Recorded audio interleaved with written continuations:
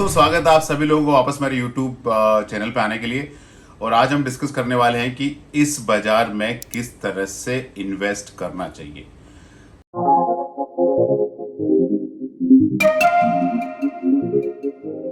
तो पहले मैंने एक वीडियो रिलीज किया market at all time high, फिर मैंने दूसरा वीडियो रिलीज किया कि क्या प्रॉफिट बुक करना चाहिए, और अभी तीसरा वीडियो है। इसके बाद मैं एक और वीडियो रिलीज करूंगा।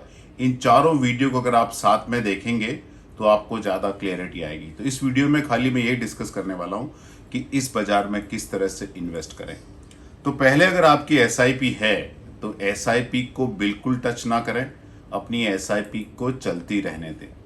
हाँ, एक चीज आप इस एसआईपी के ऊपर जरूर कर सकते हैं कि जहां भी आपका एक्स IRR 15% के ऊपर दिख रहा है, जिस भी एसआईपी के अंदर 3 साल के ऊपर के पीरियड का, 4 साल, 5 साल, 6 साल, 7 साल का, जहां भी आपका 15% के ऊपर एक्स IRR दिख रहा है, तो वो एसआईपी एक्सेप्ट लास्ट 12 मंथ आप पैसा निकाल के वो पैसा कोई स्पेसिफिक लायबिलिटी है उसको आप रीपे कर सकते हैं। जैसे आपका हाउसिंग लोन आउटस्टैंडिंग चल रहा है और आपकी एसआईपी के ऊपर 15% के ऊपर एक्स IRR आ रहा है 3 साल के ऊपर के पीरियड का, तो खाली लास्ट 12 इंस्टॉलमेंट छोड़ दे, क्योंकि लास्ट 12 इंस्टॉलमेंट में शॉर्ट टर्म कैपिटल गेन लगता है, एग्जिट लोड भी लगता है। तो वो निकाल के आप अपनी कार लोन की या हाउसिंग लोन का जो है वो आप रीपे करें, या कोई भी आपका लायबिलिटी है। खाली वो पैसा निकाल के करेक्शन के लिए वेट करने के हिसाब से नहीं करें। अगर कोई स्पेसिफिक लायबिलिटी है तो वो आप जरूर उसका इस्तेमाल करें। दूसरा, स्मॉल कैप में हमारे हिसाब से अभी वन टाइम इन्वेस्टमेंट नहीं करना चाहिए। स्मॉल कैप का 10 साल का CAGR 20% के ऊपर है और 15 साल का CAGR भी काफ़ी अच्छा है स्मॉल कैप का। तो हमारे हिसाब से स्मॉल कैप के अंदर भी नया पैसा डालना भी है तो आपको STP के थ्रू डाले, न कि वन टाइम इन्वेस्टमेंट के थ्रू डाले, और SIP अपनी कंटिन्यू रखें। लमसम पैसा डालना है तो हमारी एडवाइस इन्वेस्टर को है कि या तो आप बैलेंस एडवांटेज फंड ट्राई करें या मल्टी एसेट फंड ट्राई करें।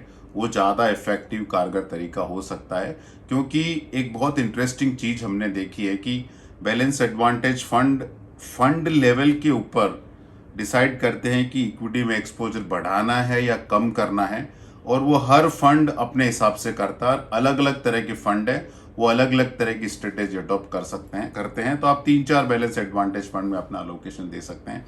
आप मल्टी एसेट फंड के अंदर भी थोड़ा एक्सपोजर ले सकते हैं। और मल्टी एसेट फंड अलग अलग तरीके के हैं। उसमें मिनिमम 3 एसेट कैटेगरी रहनी चाहिए। तो सब में ऑलमोस्ट सब में गोल्ड है, किसी में इंटरनेशनल इक्विटीज़ भी हैं, तो आप उनको भी एग्जामिन कर सकते हैं। और मल्टी एसेट फंड आजकल 2 तरीके के हो गए। एक तो हो गया कि जिसमें इक्विटी का टैक्सेशन, और एक हो गया जिसमें डेट का टैक्सेशन है। तो आप दोनों को एग्जामिन कर सकते हैं। तो वन टाइम पैसा डालना तो आप वो कर सकते हैं। एक बहुत इंटरेस्टिंग स्ट्रक्चर मैंने देखा है कि वो ICICI का इक्विटी सेविंग फंड है, जो कि 80% तक डेट और डेट ओरिएंटेड प्रोडक्ट में रहता है, लेकिन 65% उसका इक्विटी में रहता है आर्बिट्राज के थ्रू। तो उसका टैक्सेशन इक्विटी वाला रहता है, लेकिन रिस्क एक्सपोजर से 80% उसका डेट टाइप अलोकेशन होता है और 20% उसका इक्विटी में अलोकेशन होता है। लेकिन उस 20% में 10% वो ऑप्शंस राइट करते हैं। तो नेकेड इक्विटी एक्सपोजर करीब 10% ही होता है। तो वहां आप पैसा डाल के वहां से ICICI के दूसरे फंड में STP कर सकते हैं। लेकिन उसके अंदर आप ICICI के अंदर एक बहुत ही इंटरेस्टिंग कॉन्सेप्ट है बूस्टर STP। तो जैसे आपने 12 लाख रुपए डालना है और आपने 1-1 लाख रुपए अगले 12 महीने डालना है, तो नॉर्मल STP के अंदर 1-1 लाख रुपया 12 महीने में जाता है। बूस्टर STP के अंदर क्या होता है कि अगर मार्केट का वैल्यूएशन ज़्यादा ओवर प्राइस लग रहा है फंड को, तो वो 1 लाख की जगह वो कम पैसा डालते हैं। 75 भी डाल सकते हैं, 50 भी डाल सकते हैं, 25 भी डाल सकते हैं। और अगर मार्केट उनको मतलब अट्रैक्टिवली वैल्यूड लगता है तो 1 लाख की जगह 1.25 लाख, 1.5 लाख, 2 लाख तक, इवन 5 लाख तक जा सकते हैं। तो वो मुझे लगता है कि वो एक आप स्ट्रक्चर अडॉप्ट कर सकते हैं।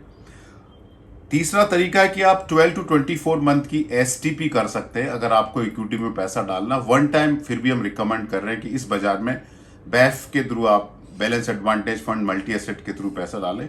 One time pure equity fund में पैसा नहीं डालें। प्योर इक्विटी फंड में 12 से 24 मंथ की STP करें। और अक्टूबर 2021 नवंबर अक्टूबर 2021 में मार्केट 18,600 निफ्टी हुआ और मैंने 2022 में बोला था कि इस बाजार में पैसा बड़ा नहीं बनेगा और 2023 में मैंने वही रिपीट किया चीज। अगर आप अक्टूबर नवंबर 2021 का डेटा देखें तो निफ्टी 18,600 था, आज निफ्टी 19,650 है, तो उस लेवल से करीब करीब 6% ही ऊपर गया है, जबकि 21 महीने का पीरियड हो गया है। डेट ने आपको इफेक्टिवली 21 महीने के पीरियड में 8-9% एब्सोल्यूट अमाउंट में रिटर्न दे दिया। तो एक्चुअली डेट ने आउट परफॉर्म किया है निफ्टी को।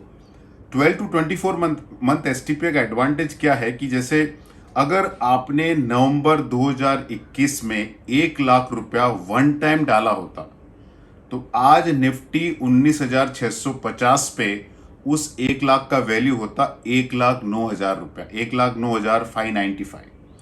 वो अगर आपने 12 मंथ एसटीपी की होती और डेट का पोर्शन में खाली 5.5-6% के आसपास रिटर्न आता तो वो 12 मंथ एसटीपी में आपका वैल्यू 1,17,453 रुपया होता।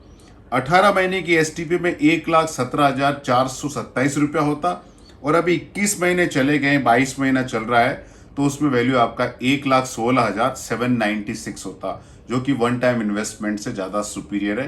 तो इस बाजार में हमारे हिसाब से आपको वन टाइम इक्विटी में पैसा डालना है, प्योर इक्विटी में, तो 12 to 24 मंथ की आप एसटीपी करें। और किस तरह के फंड में आप लोगों को पैसा डालना चाहिए, मेरा व्यू है कि इस मार्केट में आपको मल्टी कैप फंड में डालना चाहिए, फ्लेक्सी कैप में फंड में पैसा डालना चाहिए और लार्ज एंड मिड कैप, एक कॉम्बाइंड फंड होता है जो लार्ज एंड मिड कैप होता है, उन फंड में आपको पैसा डालना चाहिए।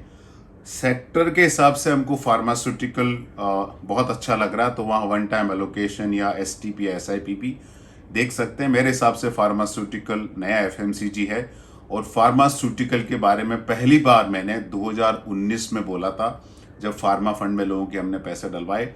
उसके बाद 1 साल काफ़ी तकलीफ का दौर गया, लेकिन उसके बाद बहुत अच्छा पैसा बना। बाद में हमने व्यू चेंज किया और बोला कि फार्मा से पैसा निकालो। 2023 से हम लोगों को बोल रहे हैं कि फार्मा के अंदर पैसा डालो। बिगनिंग एक्चुअली 2022 के एंड से हम फार्मा में वापस हमको लगता है कि अच्छा सेक्टर है, वहाँ पैसा डालना चाहिए। तो फार्मा के अंदर आप देख सकते हो। उसके अलावा मैं आने वाले वीडियो में investing at the market tops, मुझे पता नहीं कि मार्केट टॉप है या नहीं है, लेकिन मार्केट ऑल टाइम हाई है, तो investing at all time high का एक वीडियो बना रहा हूं। वहां मैं आपको इस बाजार में अगर आपको इक्विटी में, प्योर इक्विटी में इन्वेस्ट करना है तो मैंने 12-24 मंथ की एसटीपी आपको बताया, लेकिन उसके अलावा और 3-4 और वेरिएंट है जिसके थ्रू आप पार्टिसिपेट कर सकते हो मार्केट में, उसके बारे में भी मैं डिस्कस करने वाला हूं। दोस्तों, वीडियो सिर्फ और सिर्फ एजुकेशनल पर्पजेस के लिए है। आप इन्वेस्ट कैसे करें, किस तरह करें, किस तरह इस मार्केट को अप्रोच करें, आप प्लीज अपने म्यूचुअल फंड डिस्ट्रीब्यूटर से कंसल्ट करके ही डिसीजन लीजिए। और mutual fund investments are subject to market risk. Please आप ऑफर डॉक्यूमेंट को ढंग से पढ़ें और इन्वेस्टमेंट के अंदर, खासकर म्यूचुअल फंड इन्वेस्टमेंट में, आप रिटर्न देखने से पहले रिस्क देखें, क्योंकि जब तक आप रिस्क नहीं समझेंगे आपको रिटर्न नहीं आएगा।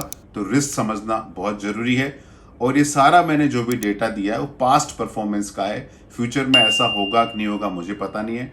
फाइनली ये आपका पैसा है, आपका फ्यूचर, आप डिसाइड करें। हम इस पूरे प्रोसेस में बहुत ही छोटे इनेबलर हैं। धन्यवाद।